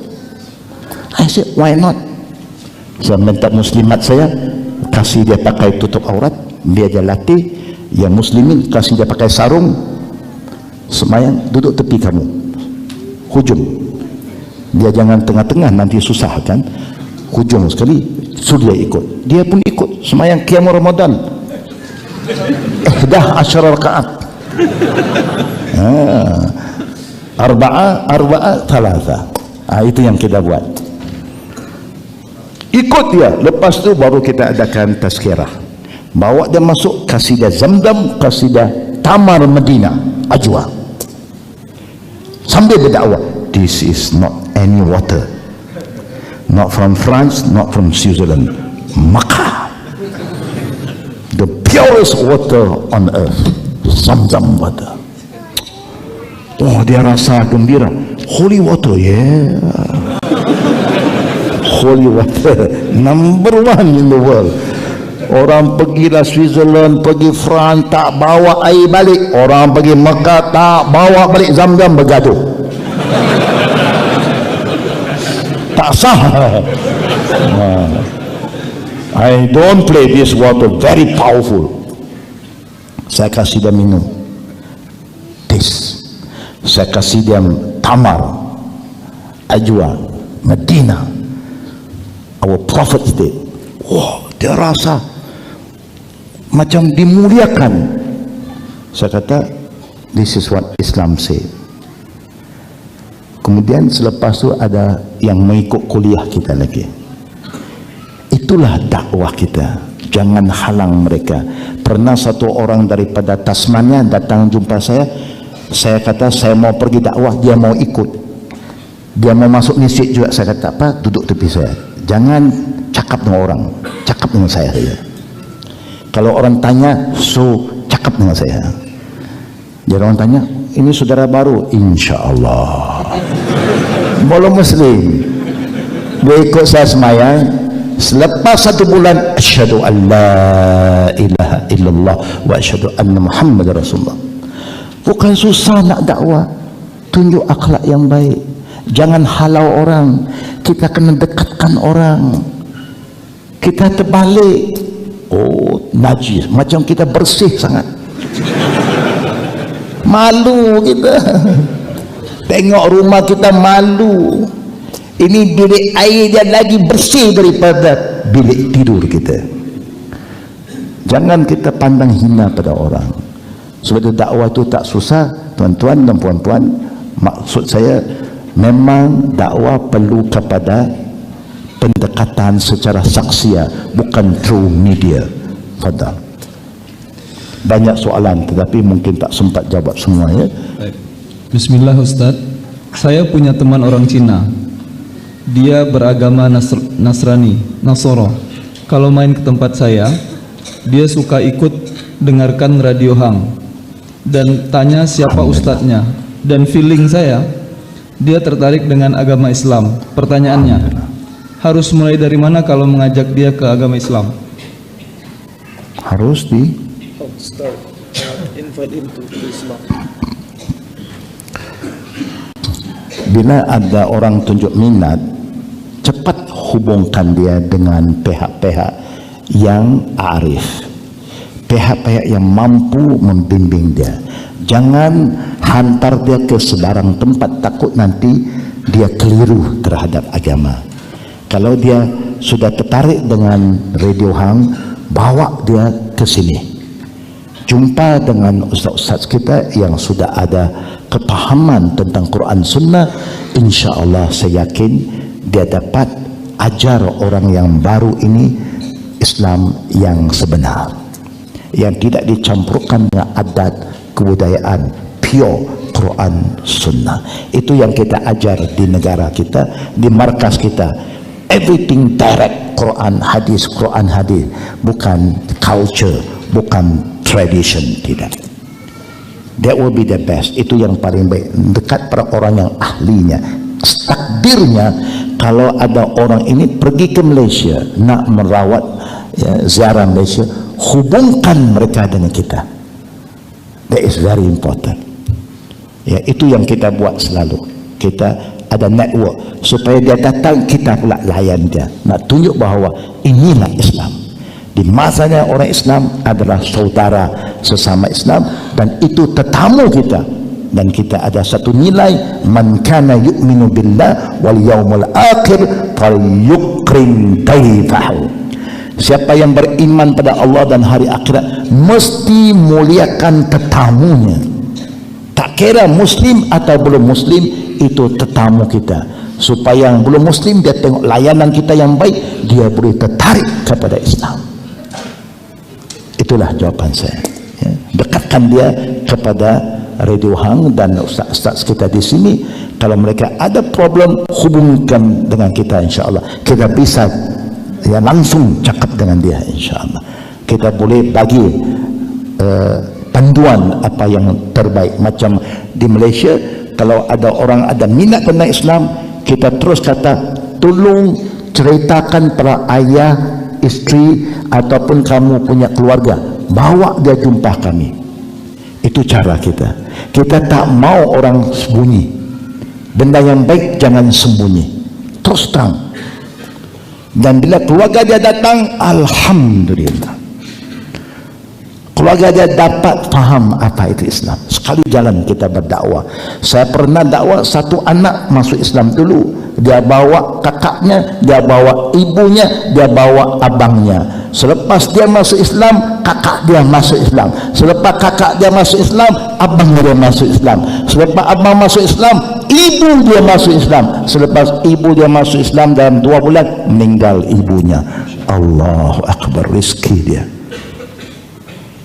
Itu cara kita berdakwah. Ibu saya juga alhamdulillah sebelum dia meninggal, Saya selalu ziarah dia, saya kata, ibu, terimalah Islam, tak rugi.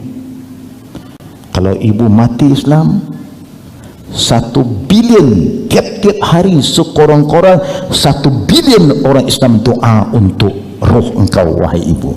You tak rugi. Kerana orang Islam semua semayang kita selalu baca tahiyat. Dalam tahiyat kita doa untuk semua orang Islam.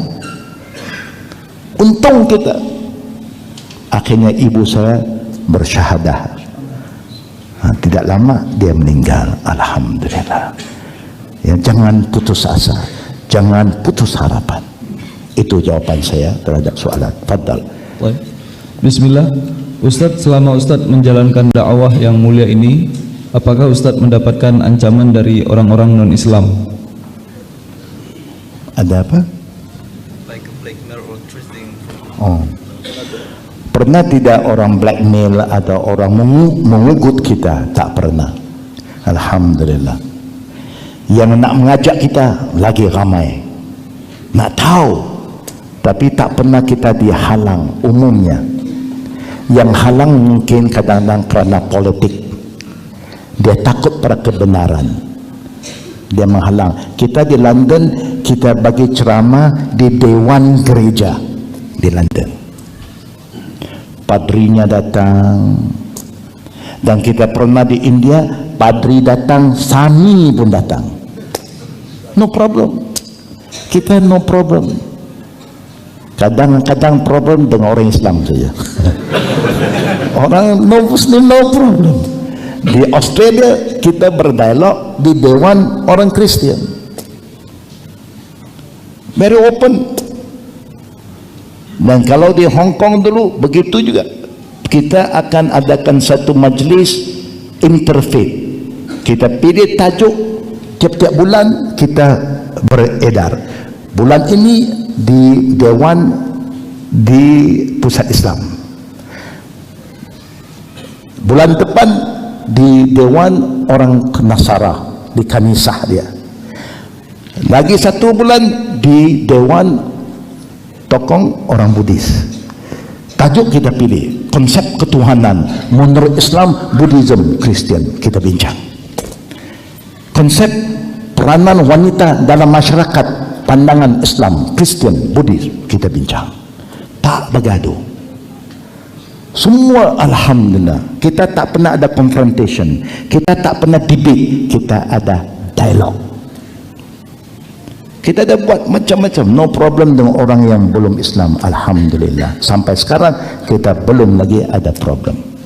Jazakallahu khair. Baik, Assalamualaikum warahmatullahi wabarakatuh. Waalaikumsalam warahmatullahi wabarakatuh. Pertama, bagaimana gambaran tantangan dakwah sunnah menghadapi fitnah syubhat di Malaysia? Yang kedua, mohon reference komunitas kajian sunnah di area sekitar Kuala Lumpur.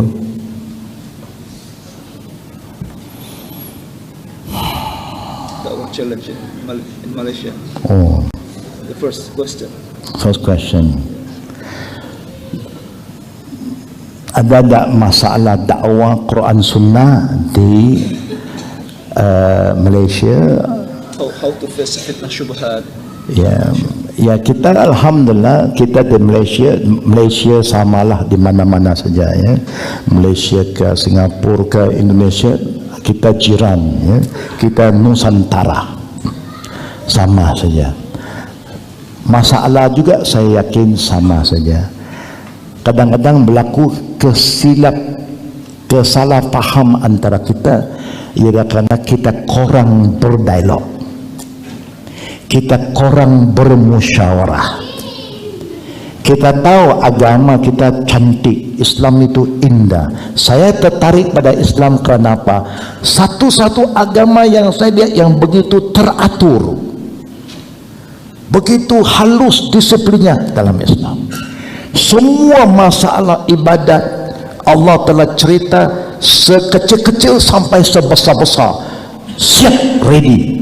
Tak payah kita nak reka fikir ini, ikut saja. Tidak ada dalam agama yang lain. Everything ready made, ikut saja. Jadi agama kata, fa in tanazak tanaza'tum fi syai'in farudduhu ila Allah wa Rasul. Kalau kamu berselisih faham dalam apa urusan, kamu orang Islam, sikap kamu berbeza dengan orang yang tidak Islam, kamu ada rujukan, kamu mesti duduk panggil semua orang yang ada sedikit salah faham, duduk dan kita bincang. Apa hujah kamu yang kamu kata ini benar? Apa hujah kamu kalau kamu kata saya salah? Kita di Malaysia memang kita suka adakan perbincangan, mesyuarat. Tak payah terbuka, ini masalah keluarga sama Islam. Duduk, yang you kata saya salah, mana dalilnya? Kalau you ada dalil kata saya salah, sami'na wa ta'na, syukur, you dah nasihat saya pun taubat. Tapi kalau takdirnya saya ada dalil mengatakan bahawa apa yang saya kata itu benar, apakah kamu bisa menerima? Kita masih ada sedikit lagi masalah orang tidak bersedia untuk adakan bermusyawarah. Tapi selain dari itu tak ada masalah. Ada sedikit-sedikit itu biasa. Tapi sekarang kita sedang berusaha supaya semua pihak menerima hakikat masalah orang Islam mesti diselesaikan dalam sistem perbincangan musyawarah. Tak payah orang lain campur, kita saja. Kalau you kata saya salah, you mesti ada dalil.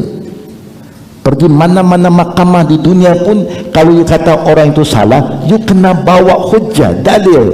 You must have hard evidence, bukan hearsay tidak, mesti dalil qad'iyah. Syukur alhamdulillah sudah banyak perubahan, dan saya yakin ya al-haq pada akhirnya dia mesti mengatasi yang batil. Wa qul ja'al haq wa zahaqal batil innal batila kana zahuqa.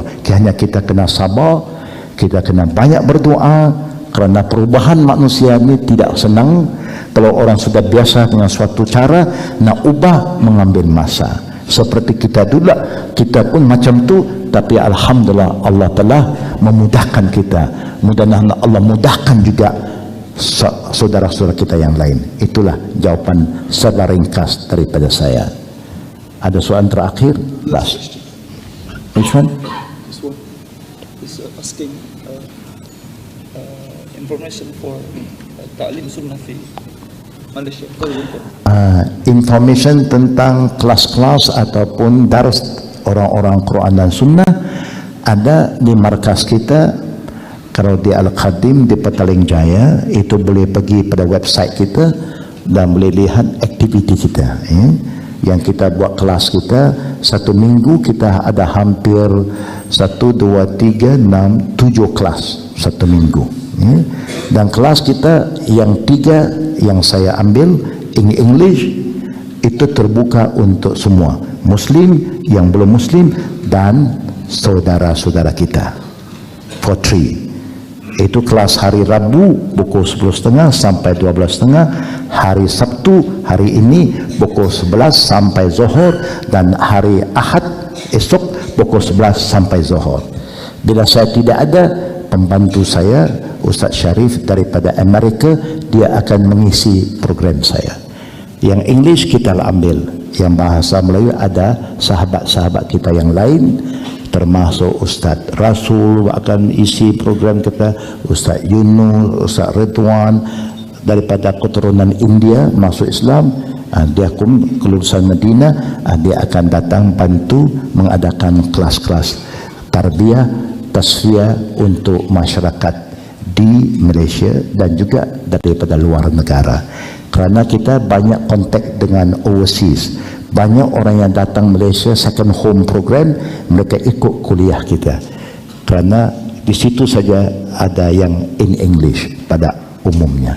Itulah caranya.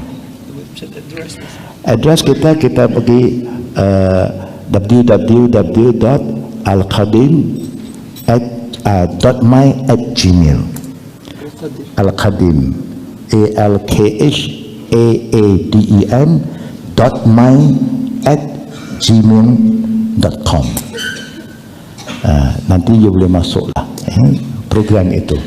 YouTube banyak program kelas kita semua online. Kelas kita semua itu satu dunia mengikut. Bukan di Malaysia saja, is online. Dan kadang-kadang dalam satu bulan sekali saya ada satu program yang online juga, New Muslim Academy, yang berpusat di Amerika. Jadi kita akan ada online, yang mana satu dunia punya jemaah-jemaah yang nak ikut program itu akan menunggu dan akan respon pada waktu itu. Alhamdulillah, itu teknologi yang membantu kita ya. Mudah-mudahan Allah mudahkan ya, usaha kita. Hanya nasihat saya yang terakhir, saudara-saudari yang kami muliakan, jangan be judgmental, jangan senang menghukum orang. Kalau kita tahu kita benar, tak cukup saja kita tahu kita benar, kita kena cuba membawa kebenaran ini supaya orang lain pula menerima. Orang boleh terima kalau kebenaran ini dipersembahkan dengan penuh hikmah dan berbudi bahasa.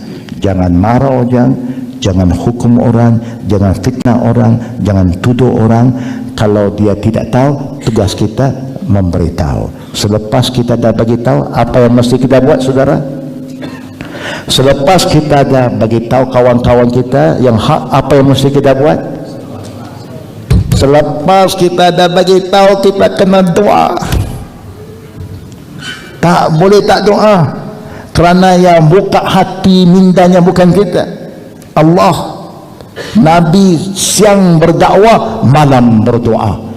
Tak boleh kita selamatkan dia, tarik dia kepada hak. Dia tak mau sambut tangan kita, tangan ini mesti arah ke atas.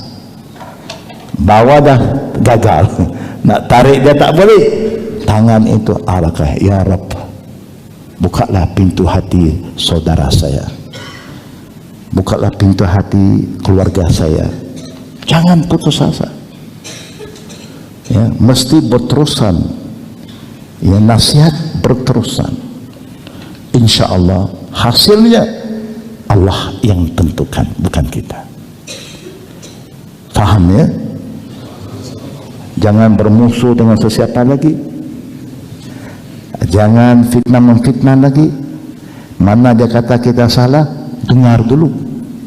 Sebab itu saya kata, nak jadi seorang yang berjaya, nak jadi seorang pelajar yang berjaya, dua benda saja yang kena buat. Macam Nabi sebut, usikum bitaqwallah. Bagaimana nak takwa? Sama wa ta'ah. Kekuatan umat dulu bukan kerana kekayaan mereka, bukan kerana ramainya mereka, kerana mereka ada kualiti. Apa kualiti mereka? Dengar, patuh, dengar, patuh. Itu saja yang kita kena buat. Dengar baik-baik. Kalau dalil ada dalam Quran dan hadis, ikut, selamat dunia, selamat akhirat. Itu dia tugas kita. Kalau tidak, kita akan jadi umat apa? Sami'na wa asayna. Ada dua saja kumpulan, sami'na wa ata'na atau sami'na wa asayna. Kita pilih. Tapi orang yang sudah ata'na, jangan putus asa, istiqamah, tunjuk akhlak yang baik supaya kita dapat selamatkan orang lain. Mudah-mudahan Allah jayakan usaha kita bersama, dan Allah lembutkan hati-hati keluarga kita, teman-teman kita yang jauh daripada kita, supaya satu hari mereka akan bersama kita sama-sama mengangkat Islam. Al-Islam ya'lu wa la yu'la alaih. Islam paling top, tak ada lebih top daripada Islam lagi. Wabillahi taufiq wal akhir da'wana walhamdulillahirabbil alamin. Subhanakallahumma bihamdik, asyhadu an la ilaha illa anta, astaghfiruka wa atubu ilaik. Assalamualaikum warahmatullahi wabarakatuh. Waalaikumsalam. Alhamdulillah. Baik, jazakallah khair Ustaz. Thanks for coming here. Hayakallah. Begitulah ikhwan pengajian kita pada hari ini. Semoga antum mendapat mengambil manfaat dan pelajaran pada daurah kita kali ini. Subhanakallah wa bihamdika asyhadu an la ilaha illa anta astaghfiruka wa atubu ilaik. Assalamualaikum warahmatullahi wabarakatuh. Waalaikumsalam warahmatullahi wabarakatuh. Sama ada soalan lagi yang belum jawab. Ya saya baca malam ini. Yang belum